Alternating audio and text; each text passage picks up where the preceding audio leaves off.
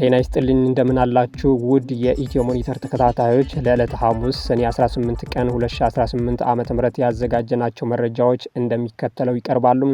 እንደተለመደው ዜናዎቻችንና ቻናላችንን ላይክ፣ ሼርና ሰብስክራይብ እያደረጋችሁ አብራችሁ እንድትቆዩ እንጋብዛለን። በቅድሚያ ዋና ዋናዎቹን እናሰማችሁ።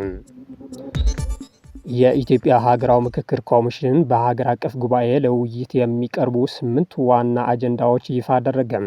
ጉባኤው ከመጀመሪያ ሐምሌ ወር ጀምሮ ለ3 ሳምንታት ይካሄዳል ተባለም። ለ4 ወራት በሆርሙዝ ሰርጥ ቁማ የነበረችው የኢትዮጵያ መርከብ መንቀሳቀስ መጀመሯ ተገለጸ። ጊቤ የተባለችው የኢትዮጵያ መርከብ ከሆርሙዝ ወሽመጥ ወጥታ ወደ ጅቡቲ ጉዞ ጀምራለች ተብሏል። የተባበሩት መንግስታት ድርጅት የአቶሚክ ኢነርጂ ኃላፊ በስምምነቱ መሰረት ተቆጣጣሪዎች የኢራንን የኒውክሌር ጣቢያ ይጎበኛሉ አሉ።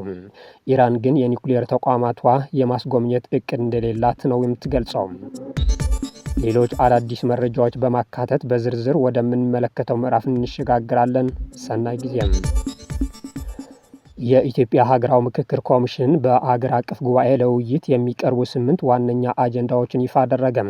የኢትዮጵያ ሀገራዊ ምክክር ኮሚሽን በመጪው ሐምሌ ሊካሄድ ቀን በተቆረጠለት አገር አቀፍ ጉባኤ ለውይይት የሚቀርቡ 8 ዋነኛ አጀንዳዎችን ይፋ አድርጓል። ኮሚሽኑ ይፋ ካደረጋቸው የምክክር አጀንዳዎች መካከል የመንግስት አደረጃጀት ስርዓት አይነትና በህገ መንግስቱ አንቀጽ 39 የተደነገገው የራስን እድል በራስ የመወሰን መብት ጉዳዮችን ተካቷል።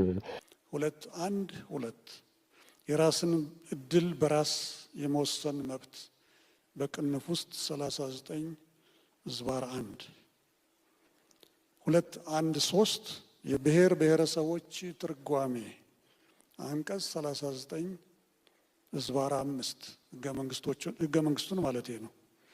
2.1.4 የፌዴራል መንግስትና የክልል መንግስታት መሪዎች የስልጣን ዘመን 2.1.5 የፌዴራልና የክልል መንግስታት ግንኙነት።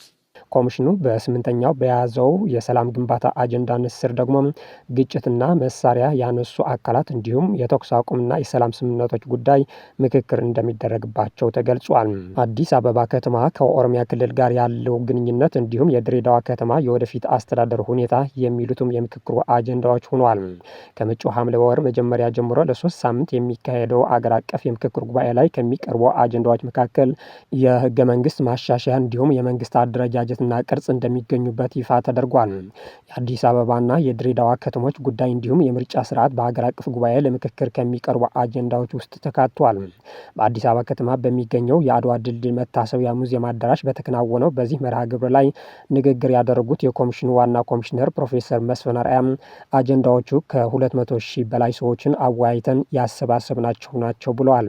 አጀንዳዎቹ የህዝብን አካታችነት ባረጋገጠ መንገድ ከህዝቡና ተቋማት የተሰበሰቡ መሆናቸው ዋና ኮሚሽነሩ በንግግራቸው አመልክቷል። ሀገራዊ የምክክር ኮሚሽኑ ጥናትና ምርምሮችን በአጀንዳ ግብዓትነት መጠቀማቸውን ፕሮፌሰር መስፍን በተጨማሪነት ገልጿል።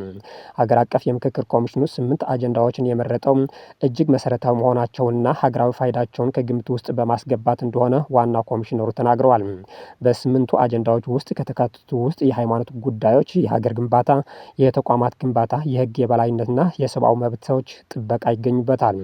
የማህበራዊና ኢኮኖሚያዊ እንዲሁም የአርሶ አደሮችና አርብቶ አደሮች ጉዳይ፣ ሙስናና መልካም አስተዳደር እንዲሁም የሰላም ግንባታ ጉዳዮች ሌሎቹ የምክክር አጀንዳዎች ናቸው ተብሏል። ለ4 ወር በሆርሙዝ ሰርጥ ቁማ የነበረችው የኢትዮጵያ መርከብ መንቀሳቀስ መጀመሯ ተገለጸ። ጊቤ የተባለችው የኢትዮጵያ መርከብ ከሆርሙዝ ወሽመጥ ወጥታ ወደ ጅቡቲ ጉዞ ጀምራለች ተብሏል። በሆርሙዝ ወሽመጥ በኩል መተላለፊያ አጥታ የነበረችው ጊቤ የተባለችው የኢትዮጵያ መርከብ ጉዞ መጀመሯ የባህር ትራንስፖርትና ሎጂስቲክስ አስታወቀም። ባለፈው የካቲት ወር መጨረሻ ላይ በባህረ ሰላጤው ጦርነት ሲጀመር ኢራን የሆርሙዝ ወሽመጥን ለወራት ዘግታው ቆይታለች። መተላለፊያ በመዘጋቱም የኢትዮጵያን ጨምሮ 1100 150 የጭነት መርከቦችና ከ20 ሺህ በላይ የመርከቦቹ ሰራተኞች ለወራት ቆመው ለመጠበቅ ተገደዋል። ሁሉም መርከቦቹ በአጠቃላይ 125 ቢሊዮን ዶላር የሚያወጣ ጭነት ይዘው ነበር የቆሙት። በጦርነቱ ወቅት ለማለፍ የሞከሩ 32 የጭነት መርከቦች በሚሳኤል ወይም በድሮን ተመተዋል። በዚህም ከመርከቦቹ ሰራተኞች 10 ሰዎች መሞታቸውና ሌሎች በርካታ ሰዎች ደግሞ መቁሰላቸው ተረጋግጧል። ኢራንና አሜሪካ ጦርነቱን ለማቆም ከተስማሙ በኋላ ሆርሙዝ እንደገና ክፍት ተደርጓል። ለወራት መተላለፊያ አጥተው ከነጭነታቸው የቆሙት መርከቦች አሁን ወደ የመዳረሻቸው ጉዞ ጀምረዋል። ከነዚህ መካከል የኢትዮጵያ መርከብ ኤምቪ ጊቤ ጉዞ መጀመሯን የባህር ትራንስፖርትና ሎጂስቲክስ አስታውቋል። የኢትዮጵያ መርከብ በኦማን ገልፍ በኩል ወደ ጅቡቲ በመጓዝ ላይ መሆኗን ተገልጿል። እሁድ ሰኔ 21 ምሽት 2 ሰዓት ጅቡቲ ወደብ እንደምትደርስም እየተጠበቀ ነው። የተባበሩት መንግስታት ድርጅት የአቶሚክ ኢነርጂ ኃላፊ በስምምነቱ መሰረት ተቆጣጣሪዎች የኢራን የኒውክሌር ጣቢያዎችን ይጎበኛሉ አሉ። ኢራን ግን የኒውክሌር ተቋማቷ የማስጎብኘት እቅድ እንደሌላት ነው የምትገልጸው። የዓለም አቀፉ የኒውክሌር ተቋም ኃላፊ አሜሪካና ኢራን በደረሱት የመጀመሪያ ደረጃ የሰላም ስምምነት መሰረት ተቆጣጣሪዎች በቴህራን የኒውክሌር ጣቢያዎች ተገኝተው ምርመራ እንደሚያደርጉ ተናግሯል። የዓለም አቀፉ አቶሚክ ኢነርጂ ዋና ዳይሬክተር ራፋኤል ግሮሲ ጃፓን ውስጥ ከጋዜጠኞች ጋር በነበራቸው ቆይታ በእርግጥም ምርመራ ይካሄዳል ብሏል። የሚካሄድበት መንገድ፣ ቀን፣ ሂደት፣ ቦታ እንሰራለን በጣም በቅርቡ ሲሉም አክሏል። የኢራንን እጅግ የበለጸገ ዩራኒየም የመበረዝ ተግባር በዓለም አቀፉ የኒውክሌር ተቋም ቁጥጥር እንደሚካሄድ ባለፈው ሳምንት የተፈረመው ስምምነት ላይ በግልጽ እንደሰፈረም ገልጿል። የኢራን የውጭ ጉዳይ ምክትል ሚኒስትር ግን ጉዳት የደረሰባቸው የሀገሪቱ የኒውክሌር ተቋማትና የኒውክሌር ቁሶችን የተመለከተ ስራ ሊከናወን የሚችለው ከአሜሪካ ጋር በሚደረስ የመጨረሻ ስምምነት ማዕቀፍ ውስጥ ብቻ እንደሚሆን ተናግረዋል። የዓለም አቀፉ አቶሚክ ኢነርጂ ዋና ዳይሬክተር ይህንን አስተያየት የሰጡት የአሜሪካ የውጭ ጉዳይ ሚኒስትር ማርኮ ሩቢዮ ስለ ስምምነቱ ለመወያየት የባህረ ሰላጤውን ሀገራት እየጎበኙ ባለበት ወቅት ነው። አሜሪካና ኢራን የተፈራረሙት የመጀመሪያው ስምምነት ቴህራን በሆርሙዝ ወሽመጥ የሚደረግ የመርከቦች ጉዞ እንደምትፈቅድ፣ ዋሽንግተን ደግሞ በኢራን ወደቦች ላይ የጣለችውን የጉዞ እገዳ እንደምታነሳ ያትታል። ባለፉት ቀናት የተባበሩት መንግስታት ድርጅት የኒውክሌር ተቆጣጣሪዎች ወደ ቴህራን የመግባታቸው ጉዳይ ላይ አሜሪካና ኢራን የተቃረነ አስተያየት ሰጥቷል። የአሜሪካው ምክትል ፕሬዚደንት ጄዲ ቫንስ በስዊዘርላንድ ከኢራን ዋና ተደራዳሪ ጋር ካደረጉት ንግግር በኋላ ቴህራን የዓለም አቀፍ አቶሚክ ኢነርጂ ተቆጣጣሪዎች ወደ ሀገሪቱ እንዲመለሱ ለመጋበዝ ተስማምታለች ሲሉ ተደምጧል። በቀጣይ ቀን አስተያየት የሰጡት የኢራን የውጭ ጉዳይ ሚኒስትር ቃል አቀባይ ግን በጉዳይ ላይ የተደረገ ምንም ዝርዝር ውይይት እንደሌለ ተናግሯል። ፈረንሳይ ለመጀመሪያ ጊዜ በኢቦላ የተያዘ ሰው መገኘቱ አረጋገጠች። ዲሞክራቲክ ሪፐብሊክ ኮንጎ ውስጥ የሰብአዊ ረድኤት ተልእኮ ላይ ሲሳተፍ ቆይቶ የተመለሰ አንድ ዶክተር ላይ የኢቦላ ቫይረስ መገኘቱ የፈረንሳይ መንግስት አስታውቋል። የሕክምና ባለሙያዎች ፈረንሳይ ውስጥ በኢቦላ መያዙ የተረጋገጠው የመጀመሪያ ሰው ሆኗል።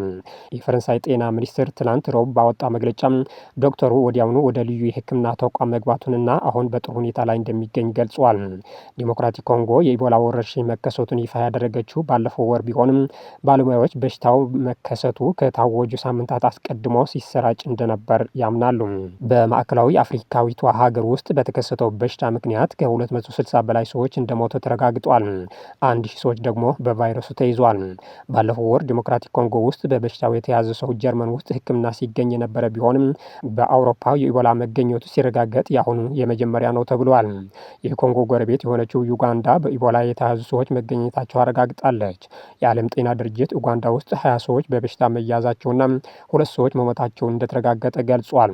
የፈረንሳይ ጤና ሚኒስቴር በመግለጫው በህዝቡ ውስጥ በሽታው የመሰራጨቱ የስጋት መጠን እጅግ ዝቅተኛ መሆኑን በአጽንኦት አንስቷል። ባለስልጣናት ከዶክተሩ ጋር ንክኪ ያላቸው ሰዎች ለመለየት እየሰሩ መሆኑን አክሏል። የጤና ባለሙያዎች ከሰውነት በሚወጡ ፈሳሾች ለሚተላለፈው ኢቦላ የበለጠ ተጋላጭነት አላቸው። አሁን የተከሰተው የኢቦላ ወረርሽኝ ቡንድቡግዮ በተባለው የቫይረስ ዝርያ የመጣ ሲሆን ይህ ዝርያ እስካሁን ክትባት አልተገኘለትም። አምኒስቲ ኢንተርናሽናል ዘረኝነት የተሞላበት ተግባር ሲል በጠራው በአውሮፓ ህብረትና ሊቢያ መካከል ፍልሰተኞች ለመከላከል የተደረገው ትብብር አወገዘም።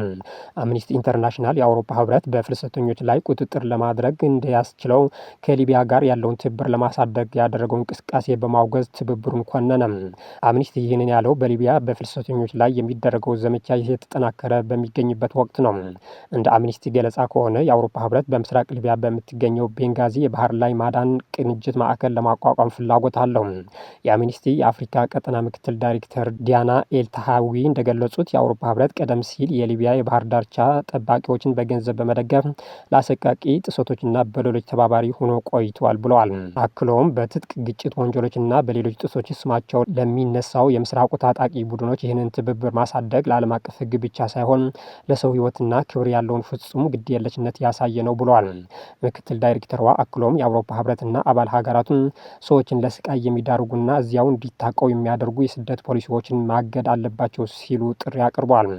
ሊቢያ ፍልሰተኞች ወደ አውሮፓ ለመግባት አደገኛው የሜዲትራኒያን ባህር ጉዞ ለማድረግ የሚያቀኑበትና ዋና የሰሜን አፍሪካ መነሻ ከሆኑት መካከል በቀዳሚነት የምትጠቀስ ናት። በሊቢያ የተባበሩት መንግስታት ድርጅት እውቅና ያለው መንግስትና ተቀናቃኙ የምስራቅ ሊቢያ አስተዳደር ፍልሰተኞች ላይ ዘመቻ እያካሄዱ መሆናቸውን የዘር ጥላቻና የዘረኝነት መገለጫዎች በማስተጋባት ጸረ ፍልሰተኛ ስሜቶችን እያቀጣጠሉ መሆናቸውን አምኒስቲ ገልጿል።